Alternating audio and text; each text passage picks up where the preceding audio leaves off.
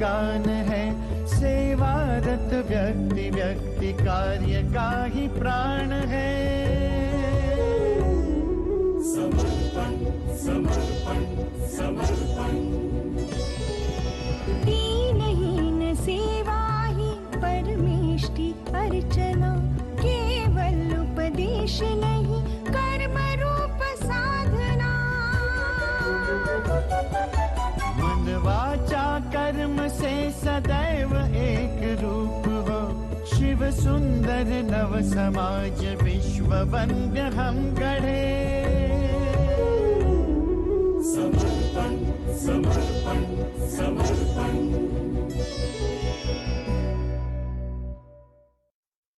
कहते हैं ज्ञान और विज्ञान की उन्नति के कारण मनुष्य ने प्रकृति के कई रहस्यों को सुलझा लिया है, उन्हें जान लिया है और उन पर कुछ हद तक विजय भी प्राप्त कर ली है। किंतु सच तो ये है कि प्रकृति अनंत है और उसका स्वभाव अबूझ। 1972 में महाराष्ट्र में आए भारी अकाल का सामना तत्कालीन सरकार डटकर तो कर रही थी, मगर प्रकृति के कोप के समक्ष उसकी शक्ति कम पड़ रही थी। ऐसे में प्रदेशवासियों के दर्द का, कठिनाइयों का निवारण करने हेतु अपनी सामाजिक जिम्मेदारी के प्रति जागरूक राष्ट्रीय स्वयंसेवक संघ के कुछ स्वयंसेवकों ने आगे आकर सूखे से लड़ने के लिए एक गैर लाभकारी मंच का गठन किया। यही था राष्ट्रीय स्वयंसेवक संघ जनकल्याण समिति का प्रारंभ। समिति की शुरुआत ही आपत्ति विमोचन के हेतु से हुई थी और आरंभिक 15-16 सालों में समाज दातृत्व के आधार पर देश में भूकंप, बाढ़ या सूखा जैसी नैसर्गिक विपदाओं से ग्रस्त लोगों तक आर्थिक मदद पहुंचाने का काम समिति करती रही। साल 1993 के सितंबर में महाराष्ट्र के लातूर जिले में किल्लारी और धाराशिव के गांवों में एक ऐतिहासिक प्रलयकारी भूकंप हुआ। टूटे घर, बिखरे परिवार, बिछड़े परिजन, आसपास के 100 से भी अधिक गांवों में एक ही पल में प्रकृति मनुष्य को पराजित कर चुकी थी। समूचे भारत से किल्लारी की ओर मदद पहुंचने लगी। इस कार्य में फिर एक बार सबसे अग्रेसर रही महाराष्ट्र प्रांत की राष्ट्रीय स्वयंसेवक संघ जनकल्याण समिति। कोई चलता है पदचिन्हों पर, कोई पदचिन्ह बनाता है। उखड़ी सपनों की नींव जो, कोई फिर नई नींव रचाता है। जनकल्याण समिति ने पुनर्वसन हेतु किल्लारी भूकंप पीड़ितों की सभी प्रकार से सहायता की। निवास, भोजन तथा स्वास्थ्य संबंधी तत्काल सेवाएं तो समिति ने दी, मगर सबसे बड़ा प्रश्न चिन्ह था कि जिस जगह मृत्यु का तांडव हुआ वहां फिर से जीवन प्रवाहित कैसे किया जाए। जाने वाले तो चले गए, मगर आने वाली नस्ल के भविष्य की नींव कैसे रखी जाए। उपाय स्वरूप जनकल्याण समिति ने दूरदृष्टि से 6 दिसंबर 1993 को गीता जयंती के अवसर पर भूकंप प्रभावित 45 ग्रामों से 425 छात्रों की आवास और शिक्षा हेतु लातूर के एक अस्थायी आवास में जनकल्याण निवासी विद्यालय की नींव रखी। इनमें से कुछ विद्यार्थियों के माता पिता के पास बच्चों की शिक्षा के लिए कोई साधन ही शेष नहीं रहा था और कुछ तो अपने माता पिता ही खो चुके थे। आज ये विद्यालय लातूर से 8 किलोमीटर की दूरी पर हरंगुड़ गांव में 9.5 एकड़ जमीन पर स्थायी रूप से स्थापित है।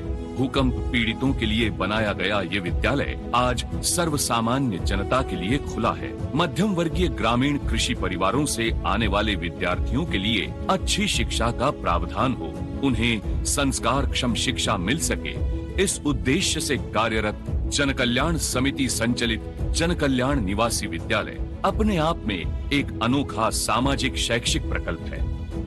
यहाँ ग्रामीण विभाग के अल्प या मध्यम वर्गीय खेती करने वाले परिवार के छात्रों को ही निःशुल्क या अल्प शुल्क में प्रवेश दिया जाता है। आज विद्यालय में 12 जिलों, 48 तहसीलों और 278 गांवों से 481 छात्र और 104 छात्राएं शिक्षा ग्रहण कर रहे हैं। निवासी विद्यालय की दिनचर्या भी विद्यार्थियों के समग्र विकास, अनुशासन तथा आत्मनिर्भरता को सुनिश्चित करते हुए ही नियत की गई है।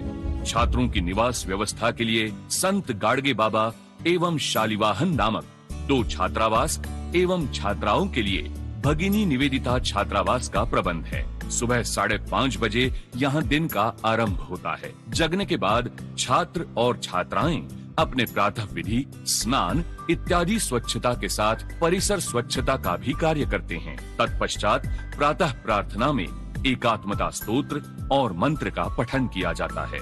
जलपान से पहले योग एवं दूसरे शारीरिक व्यायाम के साथ सभी विद्यार्थियों के लिए सूर्य नमस्कार भी अनिवार्य है।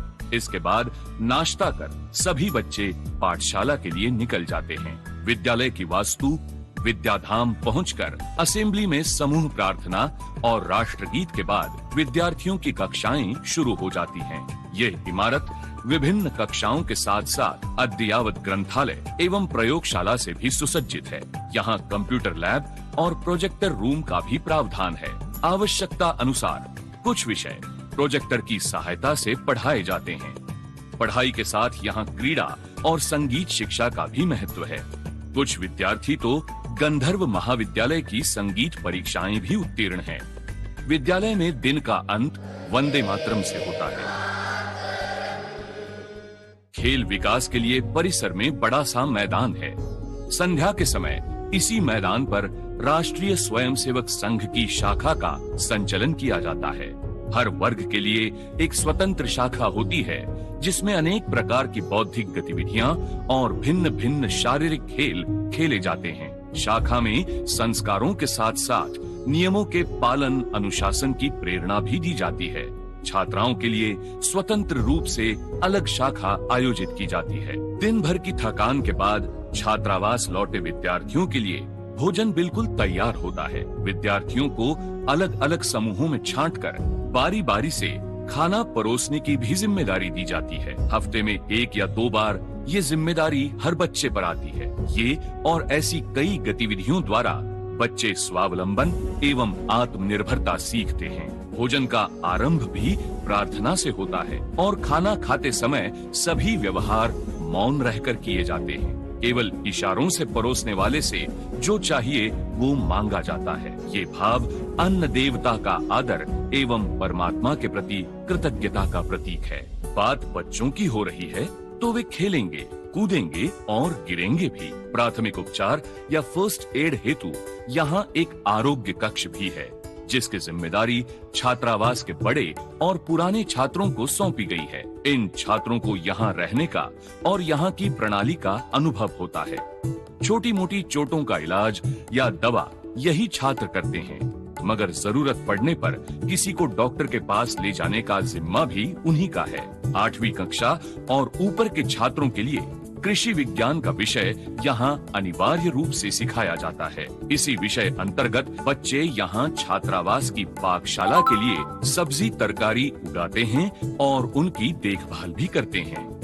आध्यात्मिक उन्नयन हेतु श्री गणेश जी का मंदिर एवं ध्यान कक्ष का निर्माण भी विद्यालय परिसर में किया गया है। ध्यान कक्ष का समय निर्धारण कक्षा अनुसार किया जाता है और छात्र छात्राएं यहाँ समूह में ध्यान धारणा करते हैं। छात्रावास में विविध उत्सवों और वार्षिक महोत्सव का अपना अनन्य साधारण महत्व है। साल भर के पाठ्यक्रम और विद्यार्जन में ये कुछ मनोरंजन के पल होते हैं जिनका खूब आनंद विद्यार्थी उठाते हैं। गणेश उत्सव में ढोल ताशा पथक और अन्य समय भिन्न भिन्न प्रतियोगिताओं का आयोजन किया जाता है जिनमें अपने नाम का पारितोषिक दर्ज कराना इनकी ईर्षा होती है। ये संपूर्ण परियोजना प्रकल्प शिक्षा, संस्कार, समाज प्रबोधन की त्रिसूत्री पर आधारित है जो व्यक्तित्व निर्माण से अच्छे मनुष्य जीवन, समाज जीवन एवं राष्ट्र जीवन का ध्येय रखता है। इस अनोखी कार्य पद्धति की सफलता का मापन करना हो तो इस बात से किया जा सकता है कि शुरुआती कठिन परिस्थितियों में शालांत परीक्षाओं का परीक्षा फल जो 26% था वो अब धीरे धीरे बढ़कर 100% तक पहुंच गया है। क्रमिक शैक्षिक विकास के साथ ही चरित्र, सुसंस्कार, सदाचार, साहस और राष्ट्रभक्ति द्वारा यहाँ छात्रों का चरित्र निर्माण हो रहा है। जन कल्याण निवासी विद्यालय एक तरह से व्यक्ति निर्माण की अभिनव प्रयोगशाला या गुरुकुल ही है।